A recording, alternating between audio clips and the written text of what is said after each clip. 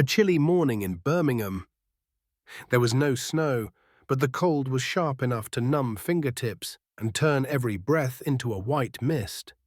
Adults hurried past the Children's Medical Center on the 7th Avenue entrance, scarves pulled high, coffee cups clutched in their hands. Footsteps rushed as if they could outrun the worry waiting behind those walls. But there was one person who wasn't in a hurry. He sat there quietly as if he had been there for a long time. Malachi Brooks, 10 years old, curly hair, bright eyes, sun-kissed skin, and a rare composure for a child his age. He sat on a flattened piece of cardboard, leaning against the cold brick wall, holding a worn-out notebook and a stubby pencil. His coat was too large, sleeves rolled nearly to his elbows. His old boots had duct tape around the toes. A red knit beanie slouched down, nearly covering his eyes. Malachi didn't ask for money, nor did he speak to anyone first. He just sat there, drawing and watching. And strangely, no one told him to leave. At first, the security guards tried. A few nurses complained, but eventually they got used to him. The boy didn't bother anyone. I always smiled when asked something, and I always stayed silent when there was nothing to say. Some thought he had a relative being treated. Others figured he was waiting for someone. But no one asked too much. In a place like a hospital, people learn not to dig too deep into another person's pain. Then that morning, as the first rays of sunlight crept through the grey glass buildings, a silver Range Rover pulled up to the curb right beside a fire hydrant. The engine was still running lights on, but the man inside didn't move. Daniel Hayes is in his early 40s, has a slender build, and still carries the posture of someone who once knew how to win. A wrinkled dress shirt, a loose tie draped around his neck. A man with money that was obvious from the gleaming car and the watch on his wrist. But his face bore the exhaustion of sleepless nights and battles he couldn't win. In the back seat sat Luna Hayes, his daughter, who was 7 years old, with light brown curls and dimples on her cheeks, wrapped in a pink blanket. Her big eyes were wide open, unblinking. Silent. Since the accident 3 months ago, she hadn't said much. She didn't run or jump anymore. Daniel opened the back door and gently lifted his daughter as if she were made of glass. Malachi saw them. He didn't blink. He watched how the father held her tightly, not just to keep her warm, but as if afraid she would vanish if he let go. And then, just as they were about to pass through the hospital's revolving door, Malachi stood up. He wasn't tall, but he stood straight, no trembling, no bowing. He looked directly at the man and said in a small but clear voice, "I can help your daughter walk again." It wasn't a cry for attention. It wasn't a childish joke. It was a statement. Calm. No promises, no invitations, just certainty. Daniel froze mid-step, and everything began from that moment. He stood still for a few seconds, holding Luna tightly as a reflex. He looked down at the boy, Malachi's small feet in duct-taped boots, arms clutching a torn notebook, but the voice he had just heard didn't sound like a child's. It wasn't shaky, hesitant, and had nothing playful about it. It sounded like an undeniable truth, spoken with a calmness Daniel had long since lost. "What did you say?" he asked, not angrily, tilting his head, as if trying to hear again, though the guarded suspicion was already beginning to show in his eyes. Malachi didn't step back, didn't look down. He repeated in the same voice, "I can help her walk again." Daniel looked around. A few passers-by had slowed, glancing curiously, but no one spoke. He adjusted Luna in his arms, pulling the blanket up higher to cover her motionless legs, then muttered through his teeth, "Not funny, kid." Malachi didn't smirk, didn't defend himself. "I'm not joking," he said. "I'm serious." Daniel glanced down, beanie pulled low over his forehead, sleeves rolled up, a scratched plastic-framed pair of glasses hanging loosely from his collar. It was a clear sign that the boy had nothing to prove his claim. A child sitting outside a hospital, dressed like he had just left a shelter, now claiming he could fix what dozens of doctors could not. Daniel didn't know why he was still standing there. Maybe it was the exhaustion. Maybe it was that sentence like a tiny crack in the invisible armor he'd worn for 3 months since the accident, since every hope had faded with each doctor's appointment. "So your mom's a doctor, huh?" he muttered, laced with sarcasm. But Malachi wasn't offended, nor did he dodge the question. "My mom is a physical therapist," he replied. "She once helped a man walk again after 5 years in a wheelchair. No machines, just her hands, her patience and belief." Malachi's voice remained steady, but Daniel suddenly felt uneasy, not because of what the boy said, but because he couldn't deny that the calm in his words was slipping into him like something dangerous hope. He turned away, walked quickly into the hospital, saying nothing more. But that entire morning, while sitting in silence listening to the doctor list faint signs of progress, Luna stared blankly at the white ceiling. At the same time, phrases like long process, combined therapies, and no guarantees were repeated like a worn-out tape. One sentence kept echoing in Daniel's mind: "I can help your daughter walk again." It wasn't a promise. It was a certainty, spoken by a boy who had nothing, yet said it as if he'd already seen it happen. And Daniel knew, despite reason, despite experience, he would go back, not because he believed, but because he couldn't walk away from something unexplained. The next afternoon, Harrington Park was strangely quiet. The sun peeked out from behind thick clouds, but the light remained cold and pale. Gentle breezes rustled through the bare trees, whispering like voices from a long-forgotten place.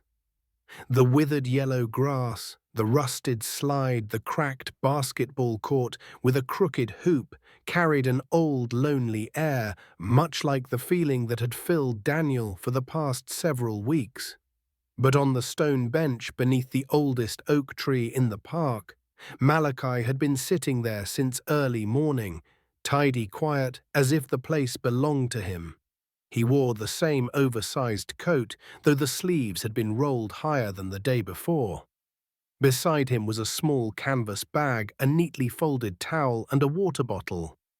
Malachi wasn't drawing, he wasn't looking around. He sat waiting.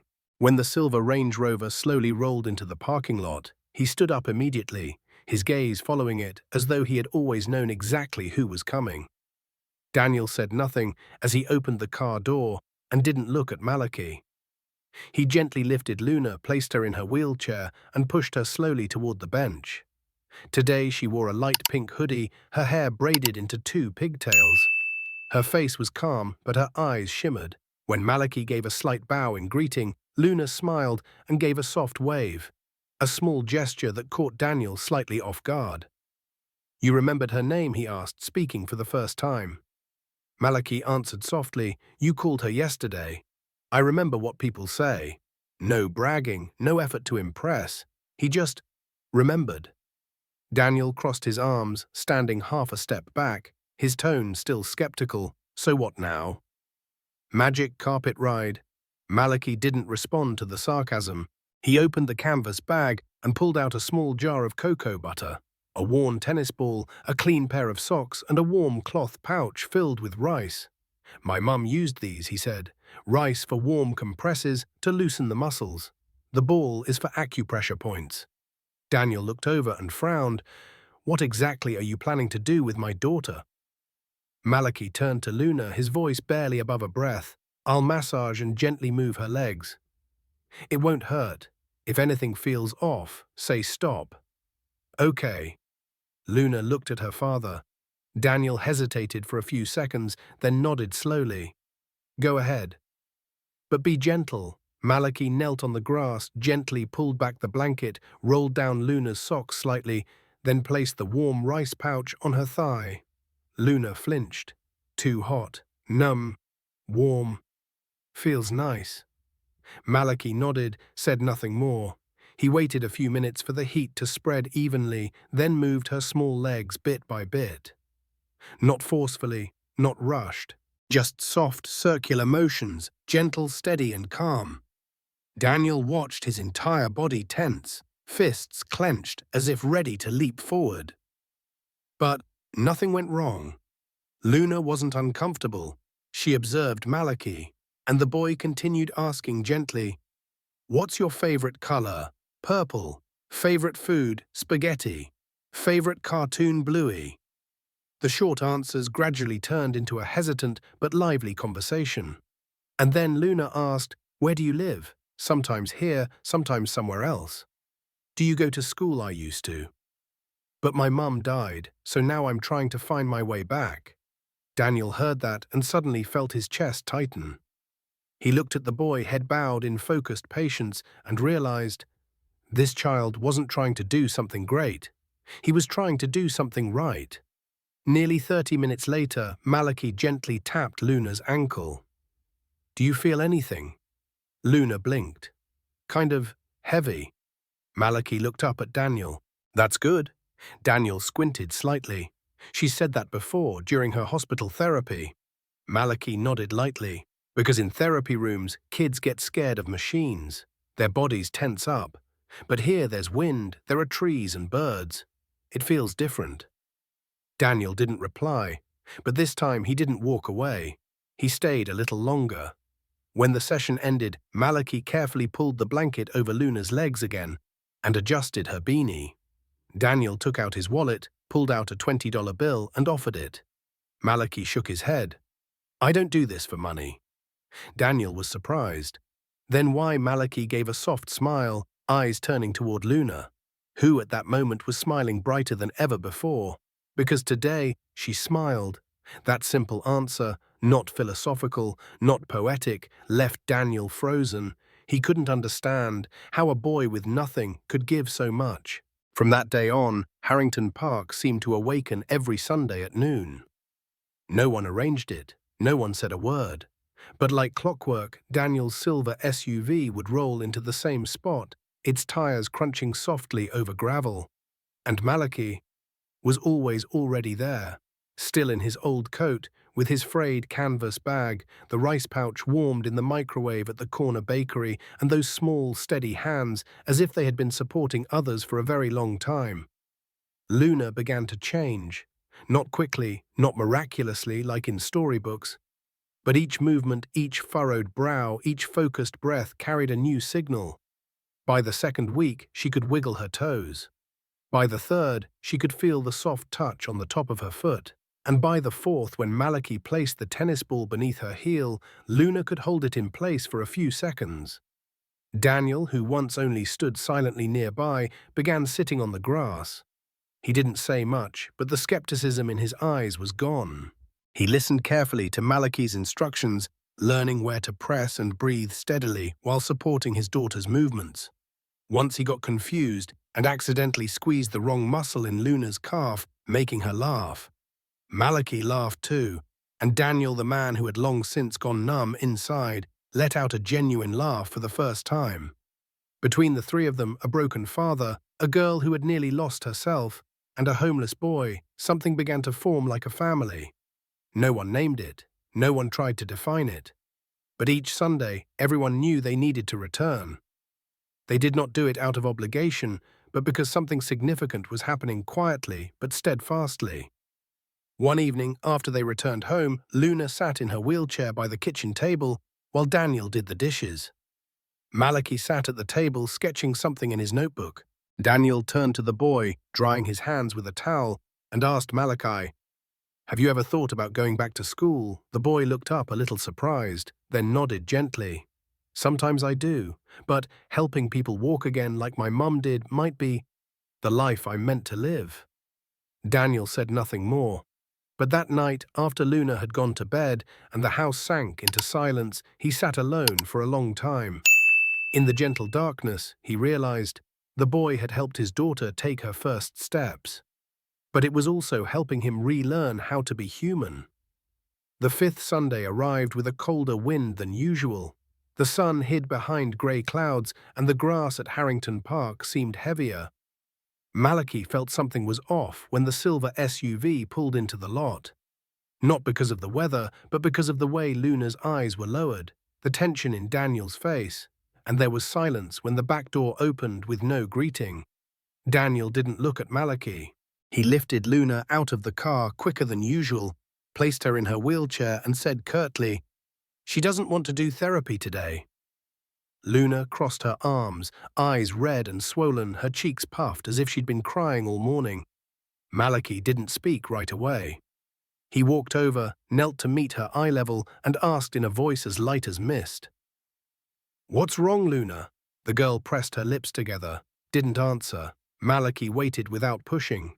Then, after a long silence, Luna blurted out, not shouting, but every word slicing through the air, "I tried to move my legs this morning. And nothing happened. I'm tired. I'm done." "It's pointless." Daniel turned his face away, jaw clenched. Malachi wasn't surprised. He looked at the girl as if looking into a mirror of his past. He spoke quietly. "You think I never get tired?" Luna said nothing.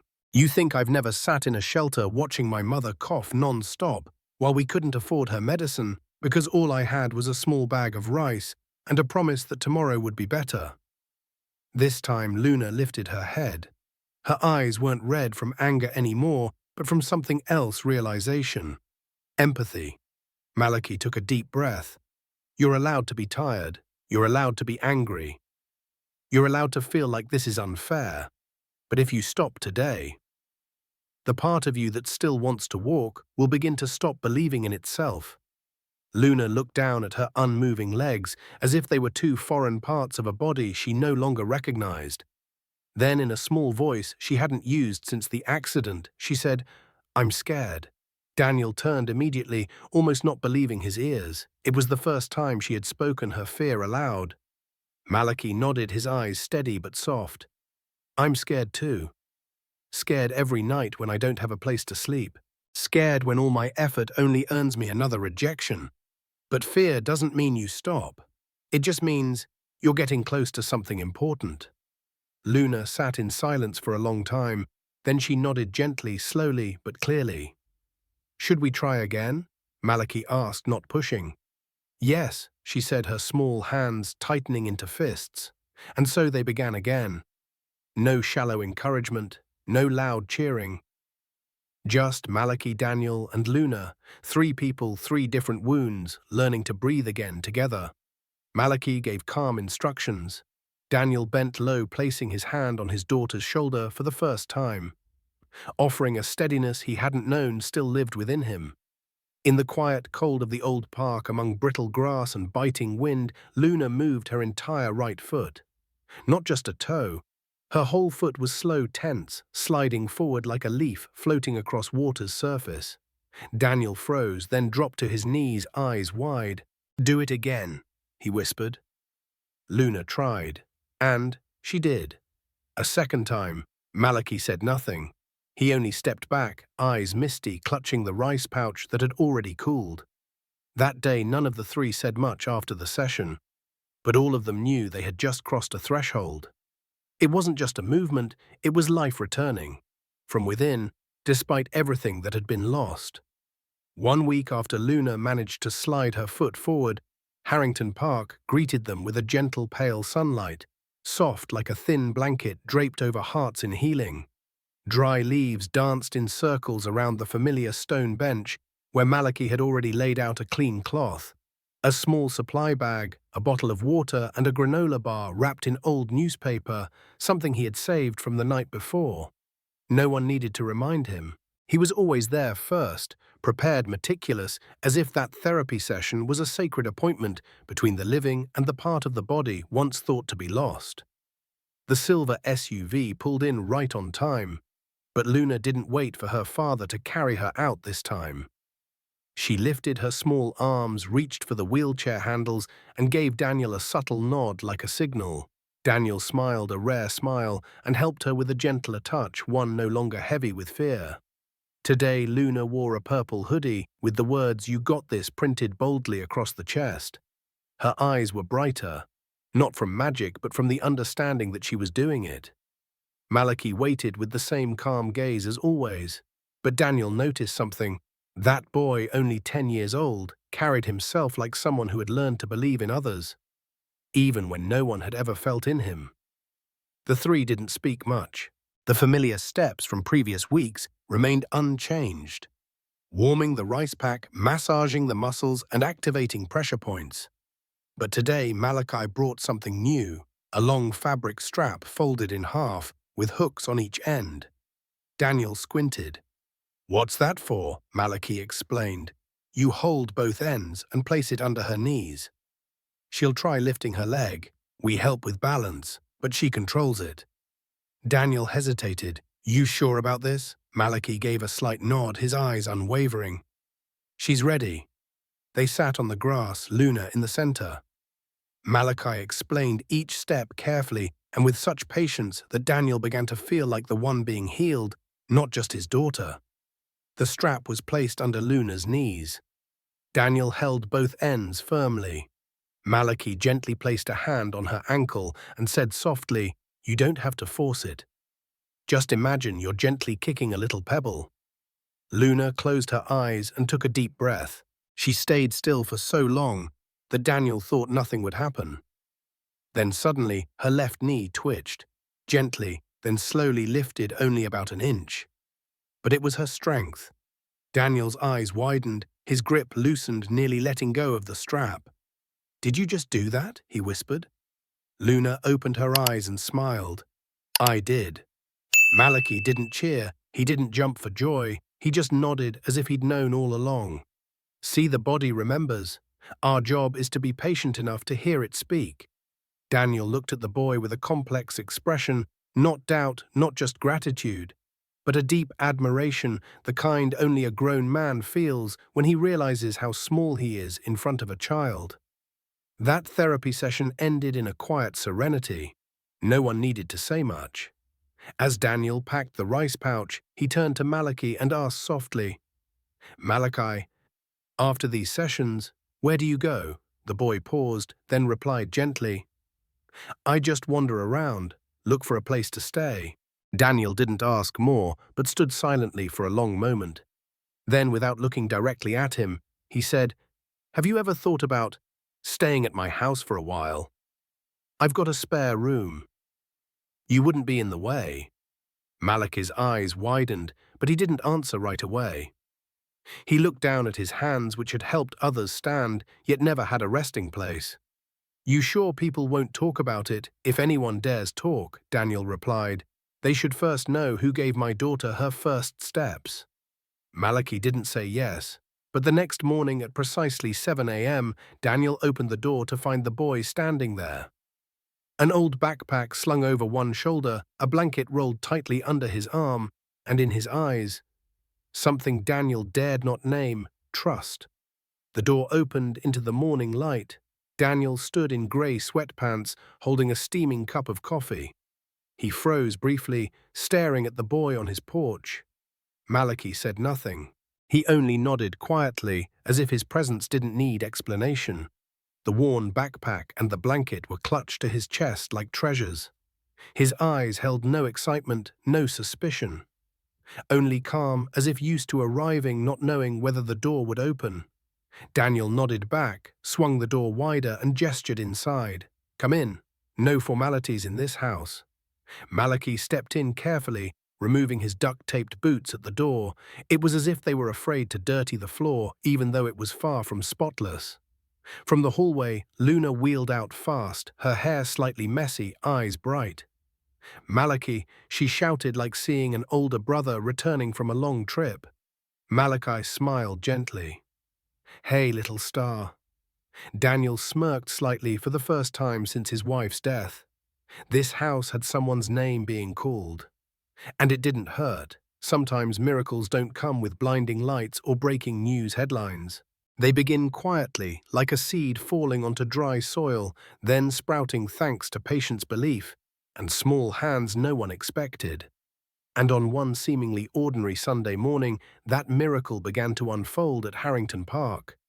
A nurse who used to work at the Children's Medical Center happened to walk by the park with her small dog when her gaze landed on a familiar sight, a little girl with chestnut curls sitting in a wheelchair. Smiling, not a smile sparked by a joke, but the kind of smile that came from someone who had just done something she once believed she had lost forever. The nurse slowed her steps. She didn't interrupt, only watched from afar. Malachi was crouched down at Luna's feet, handing her a soft ball. He said something the woman couldn't hear, but Luna nodded and gripped the ball tightly, her foot gently pressing down on the grass. Her knee trembled. The nurse didn't say anything. That evening, she told her sister, who worked in the hospital's patient services department. 3 days later, Daniel received a surprising call from a physical therapy specialist. "I heard your daughter's making amazing progress." Thanks to a kid, Daniel only smiled softly. He didn't deny it. Word spread. It spread so fast that by the following Sunday, when they arrived at the park, 2 families were already waiting under the old oak tree. A young boy with a walker and a girl recovering from a stroke. The parents' eyes were a mix of confusion, hope, and yearning, each clinging to the fragile possibility that what they'd heard could be real. Daniel turned to Malachi and said gently, "You don't have to do this if you don't want to." Malachi tightened the strap of his canvas bag and replied, "I want to." He gave up Luna's training time for the 2 new children. He carefully laid down the cloth, showed the parents how to apply heat packs properly, how to rotate joints gently, and most importantly, don't push, just accompany. He spoke to the children not as a therapist, but as a friend, not looking down on them, not pitying them. When he told the boy, "You're not broken. Your body's just learning to be strong in a different way." The boy's father turned away to wipe his eyes. Luna sat in her wheelchair at the edge of the grass, hands clasped, not training as usual. But she wasn't upset. She watched Malachi intently, as if seeing an older brother growing before her eyes, someone she could believe wasn't just there for her alone. The following week, 5 more families came. The week after that, 11. A local pastor brought folding chairs. A small diner sent over coffee and sandwiches. Flyers began appearing printed on recycled paper with a simple line, "Free movement class, Sunday noon, Harrington Park." No mention of Malachi's name, no logo, but everyone knew who was behind it. One day, a local reporter came by with a camera and a notebook. Daniel pulled Malachi aside and asked quietly, "Are you okay with this? Are you sure you want it to grow?" Malachi looked around, the children practicing leg lifts, mothers holding their kids' hands, Luna giggling with a new girl, and he answered, "As long as it's not about me, just tell their story." And so the article appeared on page 2 of the Birmingham Sunday Post with the headline, "10-year-old boy helps dozens of children regain mobility at City Park." No full name, just Malachi B., precisely as he asked. The story spread farther than Malachi ever imagined. A doctor offered to mentor him. A non-profit wanted to donate equipment. A group of volunteers came to help lay out mats and prepare meals. But Malachi didn't change. He still arrived the earliest, still carried his old rice pouch, still began each session with the same gentle question, "How are you feeling today?" And no matter how large the group grew, he never forgot to ask Luna first, because to him she was the reason it all began. Once filled only with dead leaves and creaking swings, Harrington Park had become the meeting place of quiet rebirths. Each Sunday people came not just to stretch their legs or arms. They came to remember this, that a boy without a home, without money, without status, brought something even entire healthcare systems sometimes forget. A heart. 9th Sunday. A strangely warm morning amidst the lingering chill of late autumn. A gentle breeze. Leaves swirled on the grass as if the park itself was whispering that something was about to happen. Malachi didn't speak more than usual, but his hands trembled slightly as he opened his worn-out canvas bag.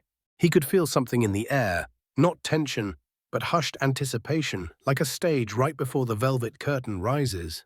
Since early morning, nearly 20 families had gathered beneath the old oak tree. Wheelchairs, crutches, faces caught between hope and doubt. And at the center of that silent circle, Luna sat calmly wearing a purple hoodie, her hair tied high. She wasn't smiling. But her eyes, those eyes no longer belonged to a child afraid to look down at her legs. They were the eyes of someone about to walk into the unknown, believing she could. Daniel wheeled his daughter to the center of the mat. Malachi laid out the cloth, each movement slow, deliberate, almost like preparing for a ritual, not a therapy session. No one said aloud what they were about to attempt, but everyone knew. Today was standing day. Like always, Malachi whispered, "I'll support you from behind. You try to use your legs. I'll steady your knees." Daniel gently squeezed his daughter's shoulder. "I believe in you, nothing more." Luna took a deep breath. She closed her eyes. The wind rustled through her hair like the moment before a young bird leaves the nest. 1, 2, 3. Daniel supported her back. Malachi held her knees. And then Luna stood. Not perfectly. Her legs trembled violently. Her hands clenched the sides of her hoodie. Her whole body tensed. But she stood. Her tiny feet touched the ground, solidly real. No wheelchair beneath her. No one is lifting her whole body. Only Luna and the legs that had been silent for nearly a year now trembling, but alive. The entire park froze. A boy tried to stand, but his mother gently pulled him back, afraid to break the moment.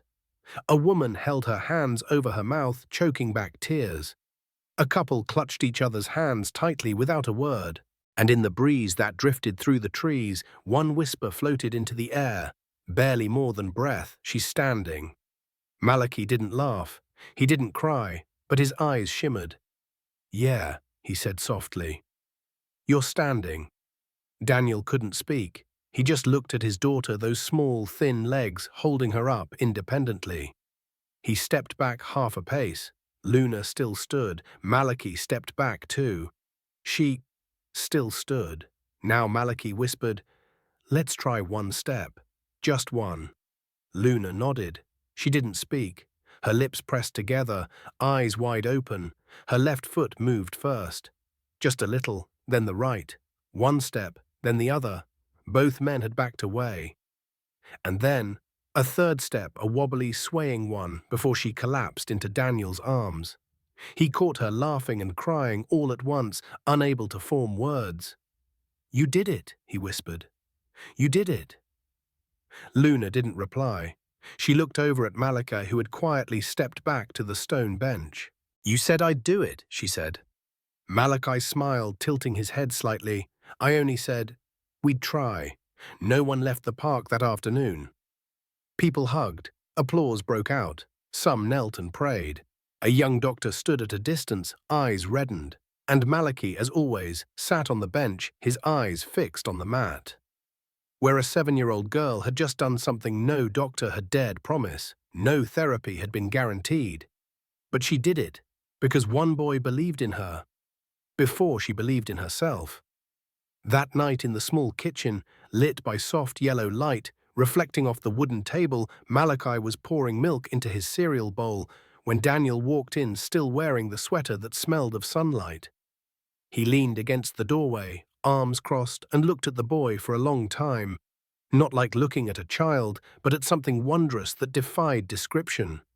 "You know," he said quietly, voice warm and deep, "you changed everything." Malachi didn't look up. He only smiled and poured in more milk to fill the bowl. "I know." Daniel let out a soft laugh at the answer, not proud, not humble. Just a simple truth from someone who had seen change happen with his own hands. He stepped forward and placed a firm, steady hand on Malachi's shoulder. "Today my daughter walked," Daniel said, "not because of doctors, not because of medicine, but because a kid no one knew kept coming back, again and again, even when no one asked him to." Malachi was quiet for a long time. Then he spoke in a voice as soft as breath. "That's what my mum would have done. I'm just walking in her footsteps." Daniel froze, his heart clenched at those words, so simple, so immense. He wished his mother were still alive to see what her son had become. Someone capable of doing what even the most powerful adults couldn't: revive faith. "I wish your mum could see this," Daniel said. Malachi didn't turn back. He only whispered, "I think. She already has." From that day on, their home was no longer a shelter of silence, pain, or ghosts of grief. It echoed with footsteps, Luna's small, determined steps, each morning as she walked from her room to the hallway, hand on the wall, eyes steady. With laughter, the sound of a 7-year-old girl falling and getting back up on her legs.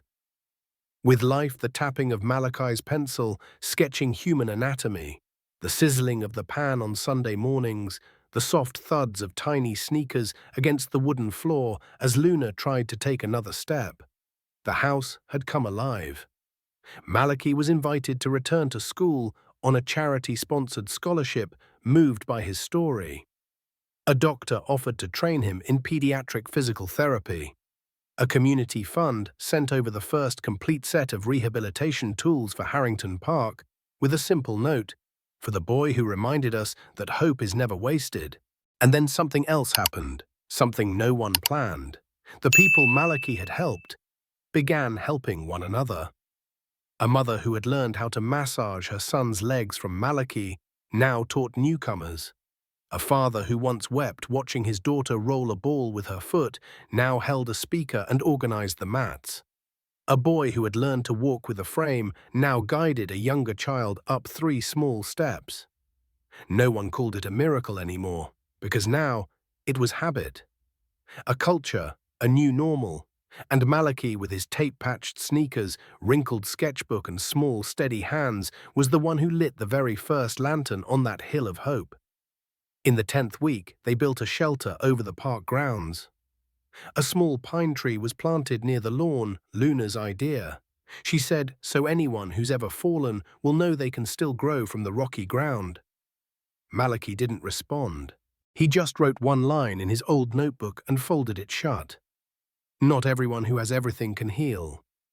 Sometimes those who've been broken carry the missing piece to someone else's life. And if you ever asked Daniel Hayes what the most incredible thing in his life had been, he wouldn't hesitate. He would say, a stranger standing outside a hospital spoke hope into my daughter's life, and mine too.